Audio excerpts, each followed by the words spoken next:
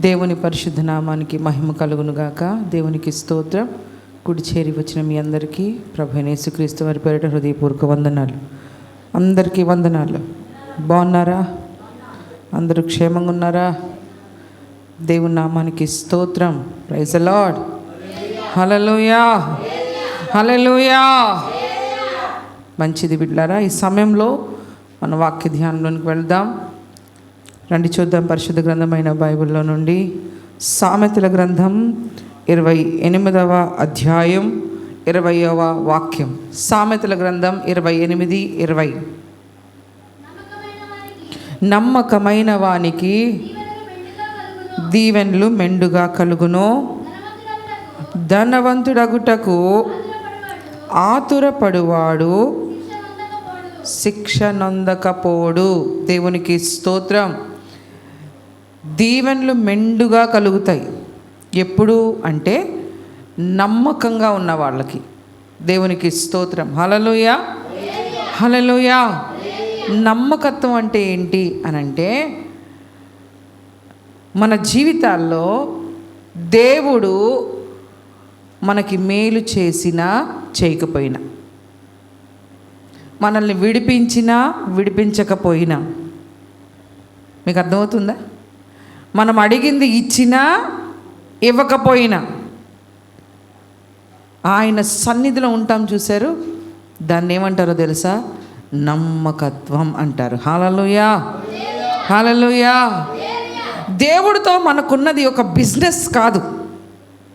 నేను ఇంత పెట్టుబడి పెట్టాను, నాకు ఇంత దేవుడు ఇవ్వాలి, నేను దేవుని సన్నిధికి వచ్చాను కాబట్టి తునమో పనమో నాకు పడేస్తే బాగున్ను. ప్రభా, నేను ఉత్తి చేతులతో వచ్చాను ప్రభా, నేను ఎంతో కొంత మోసుకొని వెళ్ళాలి అని భౌతికమైనటువంటి దీవెనల కొరకు, ఆశీర్వాదాల కొరకు వెంబడించేది కాదు క్రైస్తవ్యం అంటే.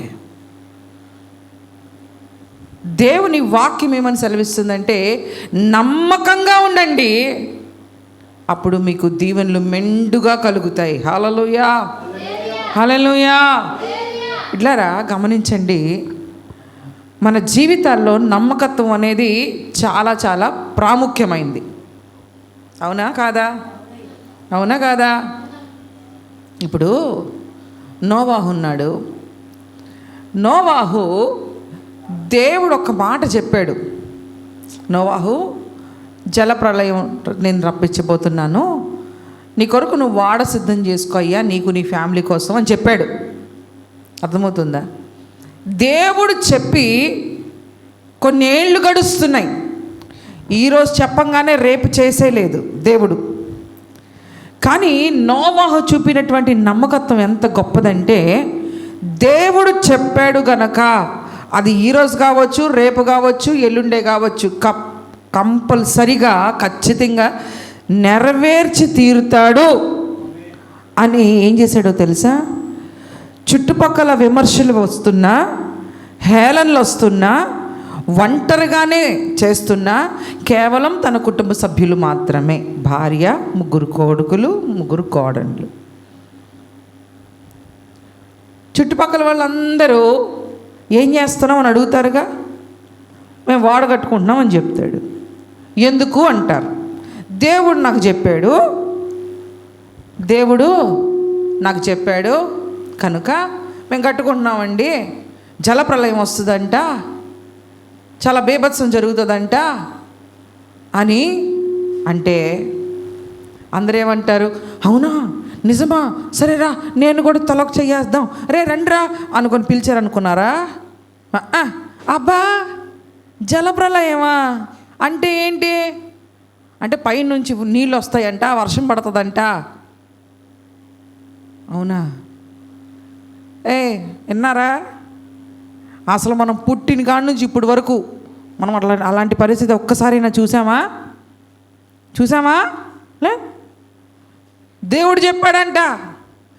పిచ్చి పట్టింది బాగా నోవాహుకి. ఏం పట్టింది? పిచ్చి పట్టింది. ఏది పడితే అది వాగడమే.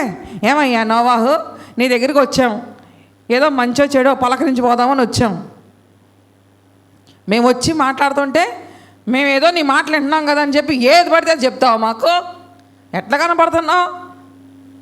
ఎట్లా కనపడుతున్నాం అయ్యా మేము అని నోవాహుని అనకపోకుండా ఉండరు. ఎందుకంటే మనుషుల మనస్తత్వాలు మనకు తెలుసు, ఎంత ఎటకారమో, అవునా? కానీ నోవాహు వాళ్ళ మాటల్ని పట్టించుకోలేదు. Praise the lord. Hallelujah, hallelujah. నోవాహు దేవుని మాటని మాత్రమే విన్నాడు, దేవుని మాటకు మాత్రమే విధేయత చూపించాడు, దేవుని కోసమే జీవించాడు. Praise the lord. Hallelujah, hallelujah. ఎంత నెగిటివ్ మాటలు మాట్లాడుతున్నా, చుట్టుపక్కల ప్రజలందరూ ఇష్టానుసారంగా ఎన్ని మాటలు చెప్తున్నా, కొన్నిసార్లు ఎలాంటివి ఏం జరగదు చూడు, నువ్వు మొదలుపెట్టి ఇప్పటికే 20 సంవత్సరాలు అయిపోయింది, ఇప్పటికే 30 సంవత్సరాలు అయిపోయింది, దాదాపు 50 సంవత్సరాలు కూడా అయిపోయింది, ఎప్పుడు నుండో చేస్తున్నావు నోవాహు, వచ్చేది లేదు పెట్టేది లేదు, ఇదంతా ఊరికే నీకేదో కళ వచ్చి ఉంటుందిలే, నీదేదో భ్రమలే అని అనకపోకుండా కూడా ఉండరు జనాలు. ఎందుకంటే సంవత్సరాలు ఏళ్ళు గడుస్తున్నాయి కదా. కాబట్టి వాళ్ళు ఏమంటారో తెలుసా? ఇంతకాలం చేస్తున్నావు నువ్వు, దాదాపు 70 సంవత్సరాలు అయిపోయిందయ్యా, ఏమి రాదు, వర్షం ఏం పడదు అని ఎగతాళి చేసి నవ్వుకొని హేళన చేసుకొని వెళ్ళిపోయిన వాళ్ళు కూడా ఉన్నారు. మనం ఉంటున్న సొసైటీ ఎలాంటిదో తెలుసా? మనకొక చెయ్యోతను అందించి సహాయం చేయకపోగా మనల్ని నిరాశపరిచి కిందకి తొక్కేవాళ్ళు లేకపోలేదు. ప్రోత్సహించడం పక్కన పెట్టు, తునమో పనమో సహాయం చేయడం పక్కన పెట్టు, కానీ మనకి ఎలాంటి వాళ్ళు ఉంటారో తెలుసా? చుట్టూ మనల్ని నీరు గారించే వాళ్ళు ఉంటారు, ఎదగనివ్వకుండా తొక్కే వాళ్ళు ఉంటారు, ఏదో ఒక వంక చూపించే వాళ్ళు ఉంటారు. కూర్చుంటే కూర్చున్నామంటారు, నించుంటే నుంచున్నామంటారు, మాట్లాడితే మాట్లాడేమంటారు, మాట్లాడకపోతే మాట్లాడలేదంటారు. ఏదో ఒక కారణం, ఏదో ఒక విధంగా మనల్ని నిరాశపరిచేవాళ్ళు, మనల్ని బాధ పెట్టేవాళ్ళు మన చుట్టూ ఉంటారు. అయితే ఒక దేవుని బిడ్డగా నీవు దేవుని స్వరం వింటున్న నీవు ఆ మాటకు మాత్రమే నువ్వు నమ్మకంగా ఉండాలి. Praise the lord. Hallelujah, hallelujah. నీ చుట్టుపక్కల 100 మంది 100 రకాలుగా మాట్లాడినా నువ్వేమని చెప్పాలో తెలుసా? దేవుడు ఈరోజు వాక్యం ద్వారా నాతో మాట్లాడాడు, నా దేవుడు అబద్ధికుడు కాదు, నా దేవుడు మనిషి కాదు మాట ఇచ్చి తప్పడానికి, కనుక ఖచ్చితంగా నా జీవితంలో నేను కార్యాన్ని చూస్తాను అని నీవు వాళ్ళు నిన్ను తొక్కే కొలది నువ్వు ఒక బంతిలాగా నువ్వు ముందుకెళ్ళాలి. Praise the lord. హల్లెలూయా. వాళ్ళు నన్ను అలాగా అంటున్నారండి, నేను ఏంటో చర్చికి రానులే, వాళ్ళు అలాగా అంటున్నారండి. ఏం చేశాడు దేవుడు, ఇన్ని సంవత్సరాలు దేవుడు అన్నావు, దేవుడు ఏం చేసాడులే అని అంటున్నారండి. మా ఇంటి వాళ్ళు అంటున్నారండి, మా కులపోళ్ళు అంటున్నారండి, మా వీధిలో వాళ్ళు అంటున్నారండి. అప్పుడు నువ్వేం చేస్తావు? అవును వదిని, నిజమే వదిని, నువ్వు చెప్పింది అచ్చం కరెక్ట్ చెప్పావు, నిజమే, ఇంకా నువ్వే నాకన్నా బాగున్నావు, వెళ్ళనులే, వెళ్ళను. ఎరా ఎక్కడికి? అమ్మ చర్చికి వెళ్దాం పదే. వద్దులేరా, చర్చి లేదు ఏమీ లేదు, ఉండి ఇంట్లో ఏదైనా పని ఉంటే చూసుకోపో. అబ్బా ఎంత నమ్మకత్వం అక్క నీదే, ఎంత నమ్మకమా! నమ్మకత్వం అంటే ఆయన మీద నువ్వు చూపిస్తున్నటువంటి ఒక ఆశ.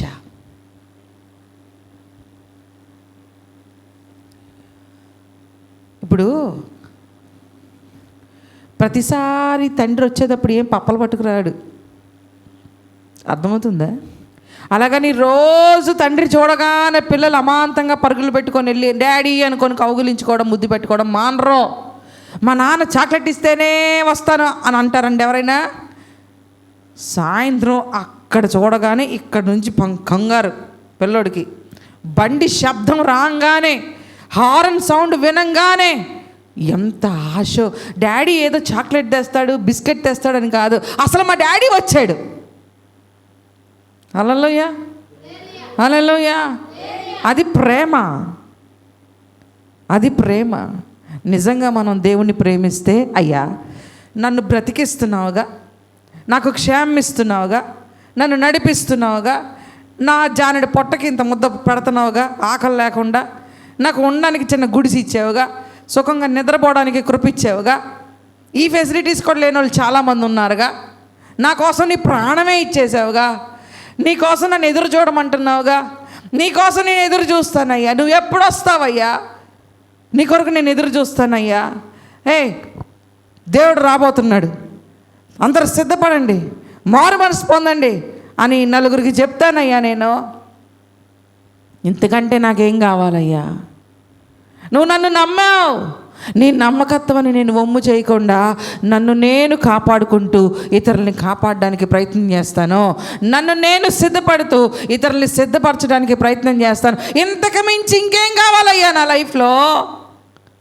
ప్రభా, నువ్వు ఏమి ఇచ్చినా ఇవ్వకపోయినా, నువ్వు నన్ను నేను అడిగిందల్లా నువ్వు నాకు ఇవ్వకపోయినా ఇచ్చినా, ఎప్పటికీ నువ్వే నా దేవుడివి, నేను నీ బిడ్డనయ్యా. హల్లెలూయా, హల్లెలూయా. దీన్నే నమ్మకత్వం అంటారండి. నిన్ను నమ్మాడు దేవుడు, నిన్ను నమ్మాడు దేవుడు, నిన్ను నమ్మి తన బిడ్డగా చేసుకున్నాడు. నువ్వేమో అస్తమాటికి అలిగే, కార్యం జరగకపోతే అలుగుతావు, స్వస్థత రాకపోతే అలుగుతావు, నేను ఇంత అడుగుతున్నాను చేయట్లేదేంటి అని అలుగుతావు. దేవుడు అంటాడు, నా బిడ్డ నా మీద అలగకుండా నన్ను పూర్తిగా నా మీద ఆనుకుంటే ఎంత బాగుంటుందో. నా మీద ఆనుకుంటే నేను కార్యం చేద్దామని నేను అనుకుంటున్నాను, అస్తమాటికి అలిగి కూర్చుంటుందేంటి, అలిగి కూర్చుంటాడేంటి అని దేవుడు ఆలోచిస్తాడు.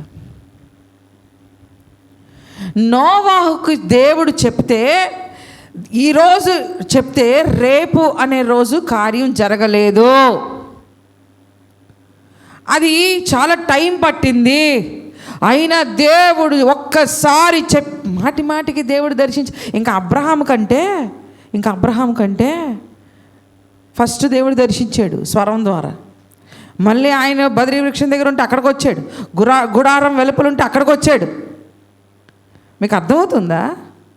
దేవుడు బలపరచడానికి వచ్చాడు మధ్యలో, కానీ నోవాకి మధ్యలో ఏం రాలా. ఒక్కసారి చెప్పాడంతే, ఒక్కసారి. ఎంత నమ్మకం, ఎంత విశ్వాసం. దేవుడు మనతో రోజు మాట్లాడుతూనే ఉంటాడు, దేవుడు మనల్ని బలపరుస్తూనే ఉంటాడు. ఏదో ఒక వాక్యం ద్వారా దర్శిస్తాడు, ఏదో ఒక స్వరం ద్వారా ఆయన మాట వినిపింపజేస్తాడు, కళ ద్వారా మాట్లాడతాడు, దర్శనాల ద్వారా మాట్లాడతాడు, ప్రవచనాల ద్వారా మాట్లాడతాడు. అయినా మనకేముండదో తెలుసా? నమ్మకం ఉండదు.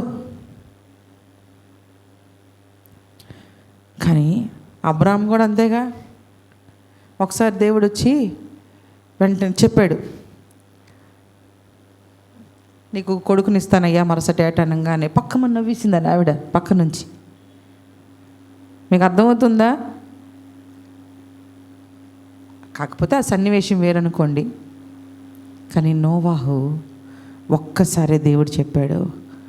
అది కొన్ని ఏండ్లు గడిచిన దేవుడు తనకి చెప్పిన పని చేయకుండా మానలేదు. ప్రైజ్ ది లార్డ్, హల్లెలూయా. దేవుడు ఏమని చెప్పాడో నోవాహుకి, ఆ పనిని నోవాహు చేసి ముగించాడు. దేవునికి స్తోత్రం, హల్లెలూయా, హల్లెలూయా. అందుకే అంటాడు, నమ్మకమైన వానికి దీవెనలు మెండుగా కలుగుతాయి. కాపాడబడ్డా లేదా? ఈ 100 సంవత్సరాలు తెగ మాట్లాడారు కదా జనాలు వెనకాతల, ఏమయ్యారు?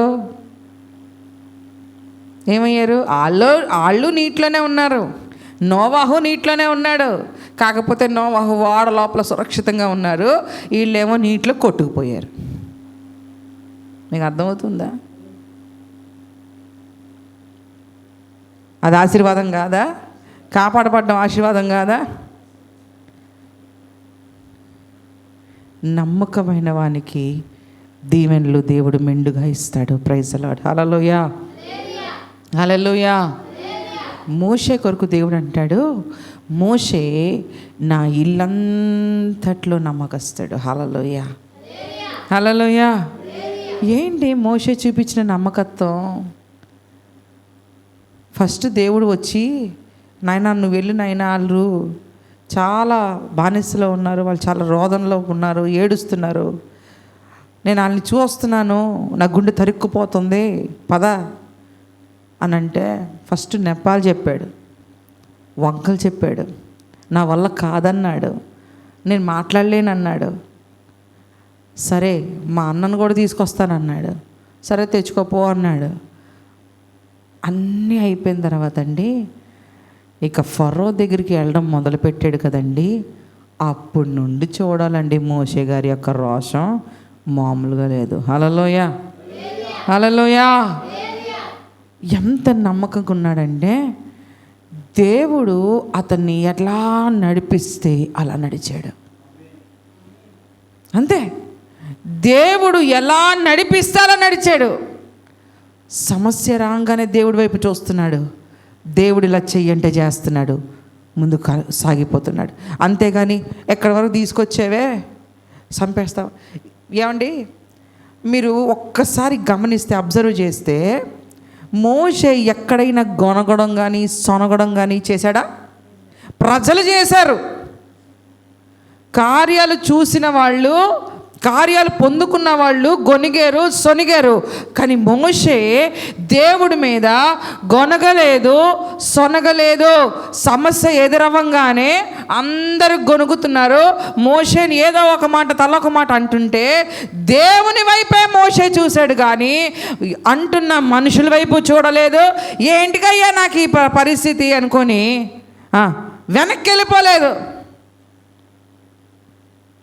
వెనక్కి వెళ్ళిపోలేదు. ఒకసారి అంటాడు, నేనేమన్నా వీళ్ళని కన్నానా, నాకేంటి పరిస్థితి అని అంటాడు. దేవుడు మళ్ళీ రివర్స్ అవుతాడు, నువ్వు అడ్డు తప్పుగా చంపేస్తానంటాడు. అప్పుడు అంటాడు, లేదు బాబు నువ్వు శాంతంగానే ఉండు, నేను ఉన్నాగా హ్యాండిల్ చేసుకుంటా, నువ్వు కూల్గా ఉండు. ఎంత నమ్మకస్తుడండి. ఆ కనాను దేశంలోనికి వీరందరినీ చేర్చడానికి భుజాలు వంచి పనిచేసినాడు మోషే. నాకేంటి ఉపయోగం దీనివల్ల? నాకేమైనా వస్తుందా పోతుందా? నాకేం ప్రయోజనం లేదు దీనివల్ల, నేనెందుకు చేయాలి అని అనుకోలేదు మోషే. మనం ఏమంటాం తెలుసా? దానివల్ల నాకు ఏంటి ప్రయోజనం, నాకేం కలుగుతుంది, ఏమయ్యా అనుకోలే. దానివల్ల నాకేం మోషేకి ఏం ప్రయోజనం ఉందని నడిపించాడు జనాల్ని. మోషేకి వస్తున్నటువంటి లాభం ఏంటి అసలు? ఇంకా చెప్పాలంటే ఆ ఇజ్రాయెల్ ప్రజల గోత్రాలు అందరికీ కూడా స్వాస్థ్యాలు వచ్చాయి. మోషేకి ఏమొచ్చింది?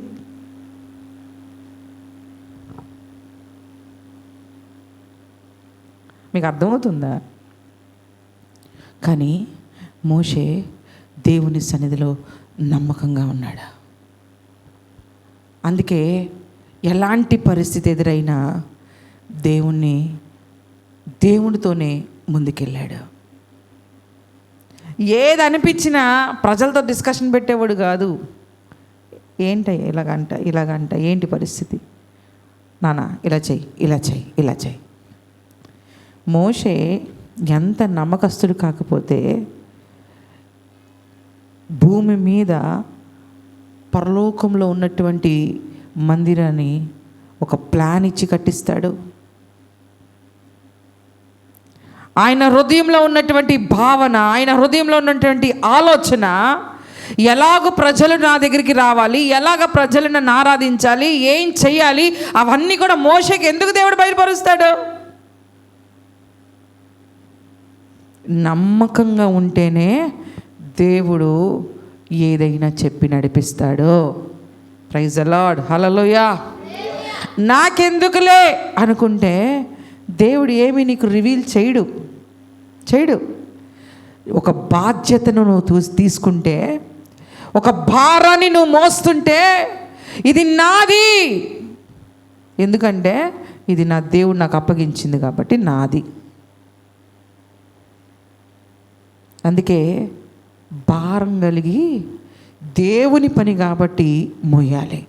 నువ్వు లాభాల కోసం, నష్టాల కోసం మాట్లాడుకో. నీకు లాభమా నష్టమా దేవుడు అడగలేదు. నువ్వు నమ్మకస్తుడివా కాదా అది చెక్ చేసుకో, అంతే. నువ్వు నమ్మకంగా ఉంటే ఉన్నతమైన దీవెనలు, ఆశీర్వాదాలు నువ్వు చూస్తావు. ప్రైజ్ ది లార్డ్, హల్లెలూయా. దావీదు తను నివసిస్తున్నటువంటి ఆ దేశంలో నమ్మకంగా ఉన్నాడు. ఏమండి, గొలియాత్ కేకలు విన్నాడుగా దావీదు. మీ అందరికీ ఈ విషయాలు తెలుసు కాబట్టి రిఫరెన్స్ చెప్పట్లా. దావీదు గొలియాత్ని చూసి, ఈడింతలా ఉన్నాడే, నేను ఏదో ఆవేశపడిపోయి మాట్లాడేశాను, వామ్మో, నేను గనక చిన్న అశ్రద్ధగా ఉన్నా, దేవుడు గనక కొంచెం నాకు సహాయం చేయకపోతే మాత్రం ఈ నన్ను నలిపేస్తాడు, నాకెందుకు వచ్చింది. రాజులేడా, సౌలు ఉన్నాడుగా, మా అన్నయ్య వాళ్ళు ఉన్నారుగా, చాలామంది సైన్యం ఉందిగా, నాకెందుకు అన్నాడండి? అన్నాడా? మనము అమ్మ మందిరంలో పరిచర్య ఉంది, అవునా, ఫలానా వాళ్ళు ఉన్నారులే, వాళ్ళు వస్తారు, ఫలానా వాళ్ళు చేస్తారులే, ఫలానా వాళ్ళు ఉన్నారుగా, ఆ బ్రదర్ వస్తారు, ఆ అక్క వస్తుంది. అది నమ్మకత్వం కాదు. నీ వంతు పనేంటో నువ్వు చేయాలి, అది నమ్మకత్వం. గాడి చేసే పని గాడిదే చేయాలి, కుక్క చేసే పని కుక్క చేయాలి. గాడి చేసే పని కుక్క చేసిందనుకో, కుక్క చేసే పని గాడి చేసిందనుకో, రివర్స్ అయిపోద్ది. నీకు అర్థమవుతుందా? ఎవరి పని వాళ్ళు చేయాలి. నాకెందుకులే అనుకుంటే నువ్వు అన్యుడివే, దేవుని ఎరగని వాడివే. నీకెందుకేంటి? మరి నువ్వు చేయకపోతే ఎవడు చేస్తాడు? నేను అప్పనంగా రక్షించుకున్నది ఎందుకు? నువ్వు ఒక్కడే ఉన్నావు భూమి మీద, నువ్వు ఒక్కదానివే ఉన్నావా భూమి మీద? ఇంతమంది జనాలు ఉన్నారుగా, ఇంతమంది జనాలు దేవుడు కనబడలేదా? ఇంతమంది ప్రజలు దేవుడికి అక్కర్లేదు అనుకున్నారా? నిన్నే ఎందుకు రక్షించాడు? నిన్నే ఎందుకు ఎన్నుకున్నాడు? నిన్నే ఎందుకు ఏర్పాటు చేసుకున్నాడు? ఎందుకంటే నిన్ను నమ్మాడు. నీకన్నా జ్ఞానవంతులు లేరా? ఐశ్వర్యవంతులు లేరా? అందమైన వాళ్ళు లేరా? విద్యావంతులు లేరా? ఉన్నతమైన స్థాయిలో ఉన్నవారు లేరా? కానీ దేవుడు నిన్ను నమ్మాడు. దావీదుని దేవుడు నమ్మాడు. ఇజ్రాయెల్ సైన్యం ఉందే, సౌలు రాజుగా ఎంపిక చేయబడ్డాడు, రాజు కూడా ఉన్నాడు, దేవుడు స్థానంలో కూర్చున్నాడు పైపెచ్చు. కానీ భయపడ్డాడు. అమ్మో, నేను చచ్చిపోతే, అమ్మో నాకేమన్నా అయిపోతే, వాడిని చూసి భయపడిపోతున్నారు. కానీ దావీదు వాణ్ణి చూడలా. దావీదులో ఉన్న దేవుడు వాడికంటే గొప్పవాడని తెలుసుకున్నాడు. Praise the Lord. లోకంలో ఉన్నవాని కంటే నాలో ఉన్నవాడు గొప్పవాడు. హల్లెలూయా, హల్లెలూయా. ఆ నమ్మకత్వంతోనే నిలబడ్డాడు. నిలబడడం మాత్రమే దావీదు చేశాడు. యుద్ధం యెహోవాది. Praise the lord. Hallelujah, hallelujah. ఒక్క దావీదు దేవుడి కొరకు నమ్మకంగా నిలబడడం వల్ల ఏంటి,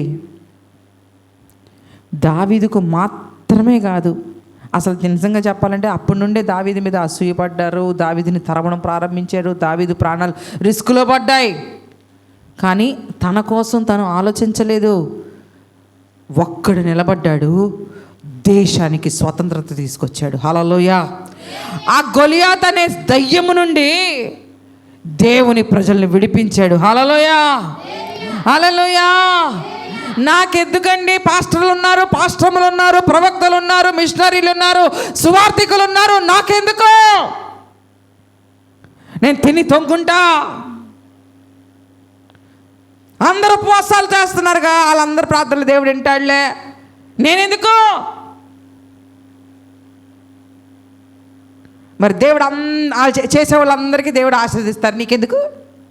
ఆశీర్వాదం మాత్రం కావాలి, వద్దా? అయ్యా, నోవాహును దీవించిన దేవుడవు నాయన, అబ్రహామును ఆశీర్వదించిన దేవుడవు నాయన. అబ్రహాం ఎట్ట చేశాడు, నువ్వు చెయ్యు.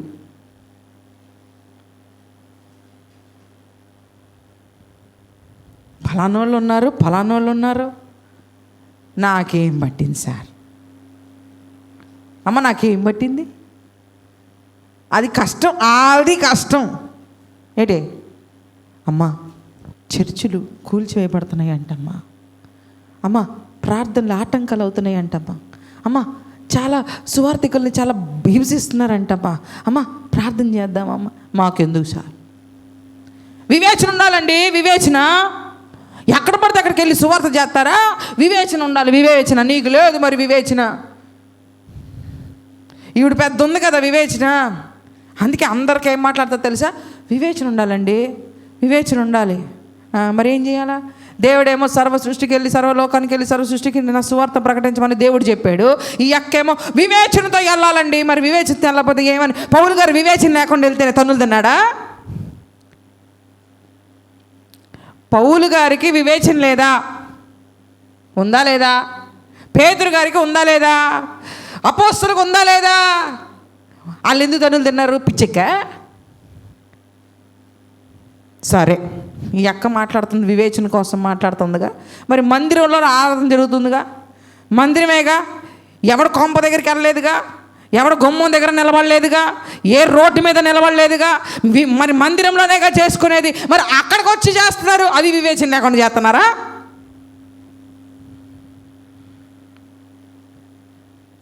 కడుపు మార్చుకోవడానికి నొప్పి, తిండి వదులుకోవడానికి నొప్పి. మీరేమంటే అనుకోండి, నేను అలాగే మాట్లాడతాను. నిద్ర మానుకోవడానికి నొప్పి. మాట్లాడతారేమని? వివేచన ఉండాలండి. ఎవడు వెళ్ళిపోమన్నాడు? నువ్వు వెళ్ళు, వెళ్ళకపోతే వెళ్ళే వాళ్ళని పంపు అన్నాడు దేవుడు. నువ్వు చేయలేకపోతే చేసేవాళ్ళనైనా నువ్వు చూడయ్యా, పంపు. వాళ్ళ వెనకాల ప్రార్థన చేయి. ఎక్కడో ఏదో జరిగితే మాకెందుకండి? మనకలాగే వాళ్ళు ఉండుంటే, ఎవరో నోవా గారు, మోసే గారు, దావీదు గారు కనుక మనకలాగా ఉండుంటే ఇప్పటి వరకు వచ్చేవాళ్ళం అనుకున్నారా? ఎప్పుడో ఈ భూమి ఎప్పుడో కొలాప్స్. అర్థమవుతుంది మీకు? మనలాంటి వాళ్ళు కాదు వాళ్ళు వాళ్ళ స్వార్థాలని చూసుకోలేదు, వాళ్ళ ప్రాణాలని లెక్క చేయలేదు, వాళ్ళకి లాభం ఉందా లేదా అని చూసుకోలేదు. వాళ్ళు దేవుని కొరకు నమ్మకంగా బ్రతికారు. Praise the lord. Hallelujah, hallelujah. దేవుని నామానికి మహిమ కలుగును గాక. దేవుని కొరకు నమ్మకంగా ఉండాలి.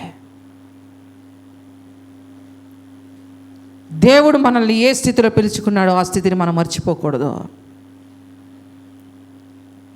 మన బాధ్యత దేవుని రాజ్యం పట్ల ఒక బాధ్యత,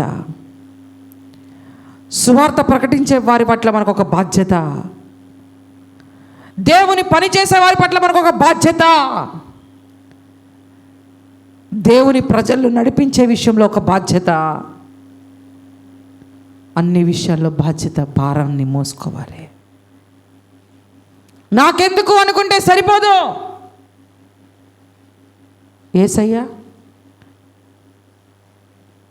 యేసయ్య ఆయన్ని పంపిన తండ్రికి నమ్మకంగా బ్రతికాడు. Praise the lord. Hallelujah, hallelujah. నమ్మకంగా ఉన్నాడా? తండ్రి మాటకు నమ్మకత్వాన్ని చూపించాడా? ఒక ఆకలితో, ఒక దప్పికతో తండ్రి పనిని చేశాడా? ఆ ఆకలి మనలో ఉండాలి, ఆ దాహం మనలో ఉండాలి.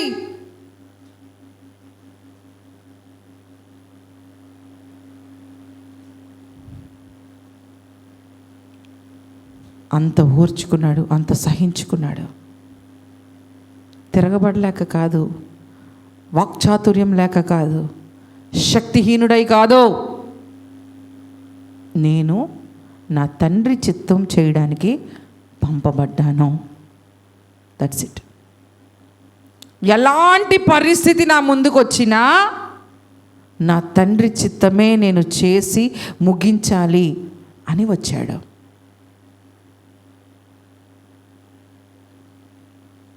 యేసయ్య అంతటి నమ్మకస్తుడుగా ఉన్నాడు. ఆయనే మనకి మాదిరి, ఆయనే మనకి మాదిరి. మనకి నమ్మకత్వం ఉందంటారా? దేవునికి ఇచ్చే సమయంలో నమ్మకత్వం ఉందా? దేవునికి చేసే పరిచర్యలో నమ్మకంగా ఉన్నామా అసలు? ఎవరైతే నమ్మకంగా ఉంటారో వాళ్ళే మెండైన దీవెనలు చూస్తారు. నమ్మకంగా ఉన్న వాళ్ళకే బాధ్యతలు అప్పచెప్పబడతాయి. నమ్మకంగా లేకపోతే బాధ్యత ఎవరో? ఎవరైతే నమ్మకంగా ఉంటారో వాళ్ళని దేవుడు కనికరిస్తాడు, వాళ్ళ పక్షాన దేవుడు నిలబడతాడు, వాళ్ళని దేవుడు వాడుకోవడానికి ఇష్టపడతాడు.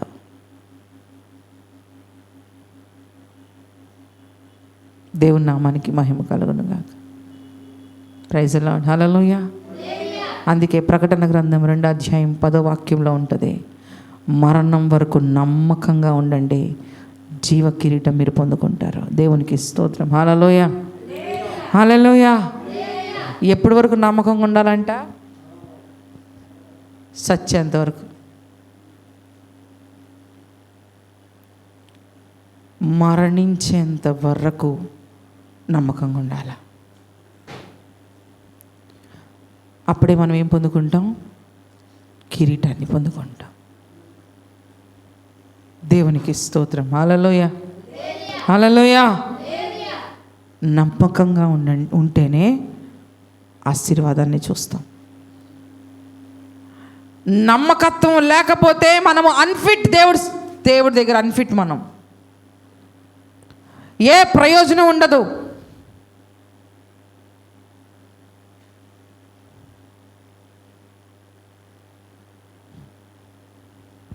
నమ్మకంగా ఉండాలి,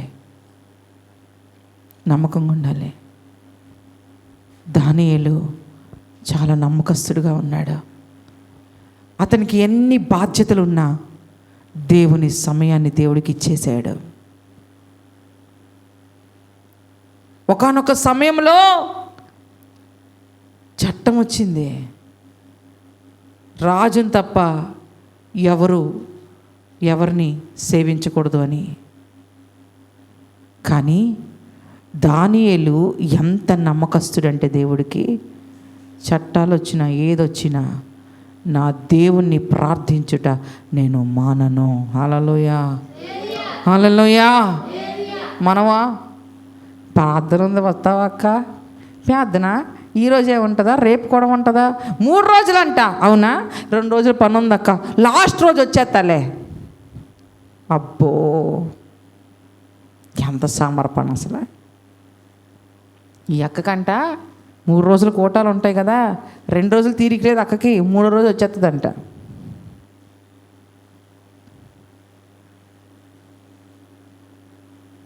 నమ్మకత్వం అంటే ఆషామాషానా కాదు.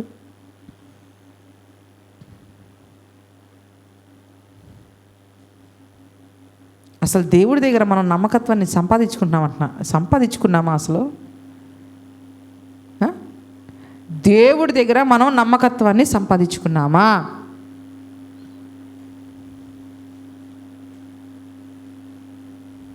ఎలాంటి పరిస్థితి ఎదురైనా దానియేలు దేవుణ్ణి ప్రార్థించుట మానలేదు.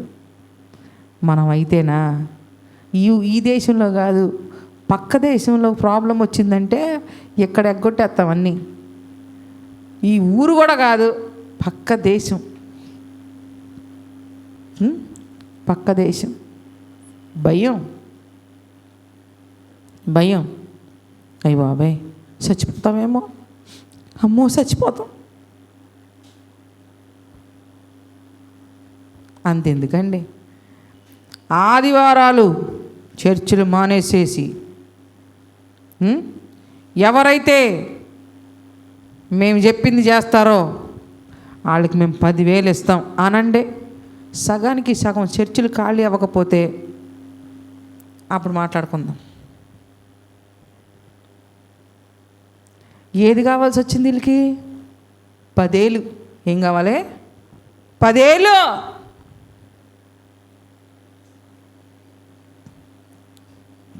$10,000 ఇట్లా మాయమైపోవడానికి 10 నిమిషాలు పట్టదు. మీకు అర్థమవుతుందా? దేవుడు ఆశీర్వదిస్తేనే ఆశీర్వాదం నిలబడుతుంది. వాక్యం ఊరికే చెప్పిందా? వాక్యంలో దేవుడు ఊరికే చెప్పాడా? దేవుడు దీవిస్తేనే ఆ దీవెన నిలబడుతుంది. దేవుడు ఆశీర్వదిస్తేనే ఆశీర్వాదాన్ని మనం అనుభవిస్తాం.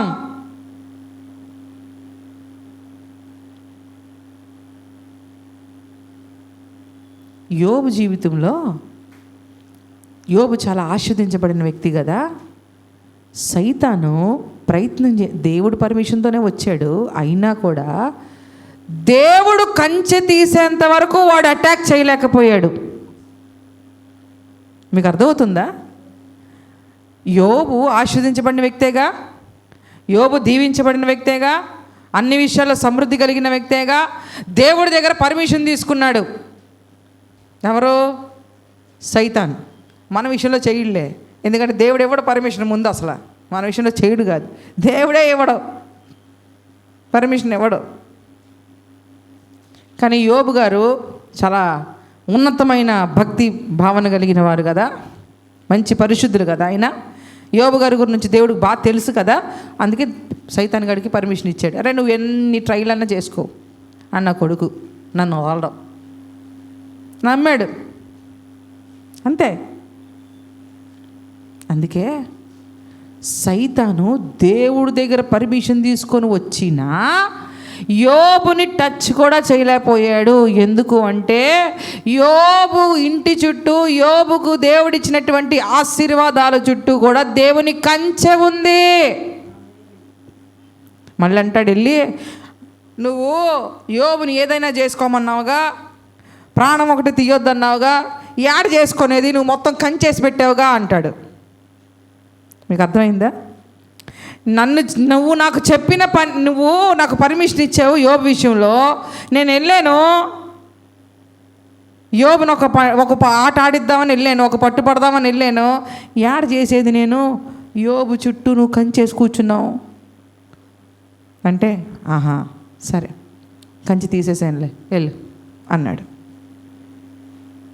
అప్పుడు ఒకదాని తర్వాత ఒకటి, దాని తర్వాత ఒకటి మన జీవితాల్లో మనం సమృద్ధిగా ఉండాలన్నా ఆశీర్వదించబడాలి, ఆ ఆశీర్వాదాన్ని మనం అనుభవించాలన్నా దేవుని హస్తము మనకి తోడు కావాలి, ఆయన కంచె కావాలి. ఆయన లేకుండా ఏమీ చేయలేవు. సంపాదిస్తావు, కష్టపడతావు, నిలవదు. అందుకే అంటాడు నమ్మకంగా ఉండండి, నమ్మకంగా ఉండండి. దానియేలు తన డ్యూటీ చేస్తున్నప్పటికీ కూడా నమ్మకంగా ఉన్నాడు. దేవునికి ఇచ్చే ప్రార్థన సమయాన్ని ఇచ్చేశాడు, ప్రార్థనలు మానలేదు, అలాగని పని మానలేదు. దానియేలు కంటే మనం బిజీగా అండి, రాజాస్థానంలో పనిచేస్తున్నాడు దానియేలు. దానియేలు కంటే మనం బిజీ అయిపోయామా? దావీదు గారి కంటే మనం బిజీ అయిపోయామా? ఇంకా మనకు ఒక ఫ్యామిలీనే, దావీదు గారికి చాలా ఫ్యామిలీస్ ఉన్నాయి. అన్ని ఫ్యామిలీస్ని చూసుకోవాలి దావీదు.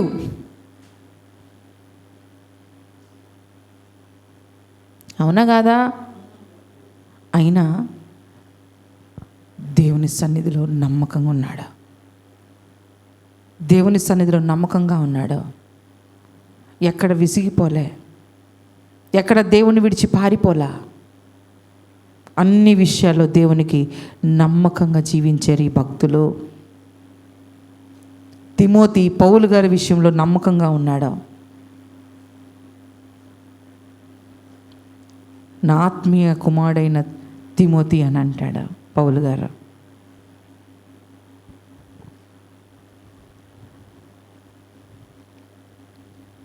నీకు ఇచ్చిన బాధ్యతలను నమ్మకంగా ఉండాలి, నీకు ఇచ్చిన కుటుంబంలో నువ్వు నమ్మకంగా ఉండాలి, నీకు ఇచ్చిన సంఘంలో నువ్వు నమ్మకంగా ఉండాలి, నీకు ఇచ్చిన దైవజనులకి నువ్వు నమ్మకంగా ఉండాలి. నీ మీద పెట్టినటువంటి బాధ్యతను నువ్వు నమ్మకంగా నిర్వర్తించాలి. అప్పుడే అన్ని విషయాల్లో నువ్వు దీవించబడతావు, ఆశీర్వదించబడతావు. దేవుడు అందుకే అంటున్నాడు నమ్మకంగా ఉండండి. నమ్మకంగా ఉన్నవానికి దీవెనలు మెండుగా కలుగుతాయి. Praise the Lord. కాబట్టి మనం అన్ని విషయాల్లో నమ్మకంగా ఉందాం. దేవుడు చెప్పినట్లుగా అన్ని విషయాల్లో మెండుగా ఆశీర్వదించబడదాం. అట్టి కృప దేవుడు మనందరికీ దయచేసి నడిపించునుగాక. ఆమేన్. ప్రార్థన చేసుకుందాం.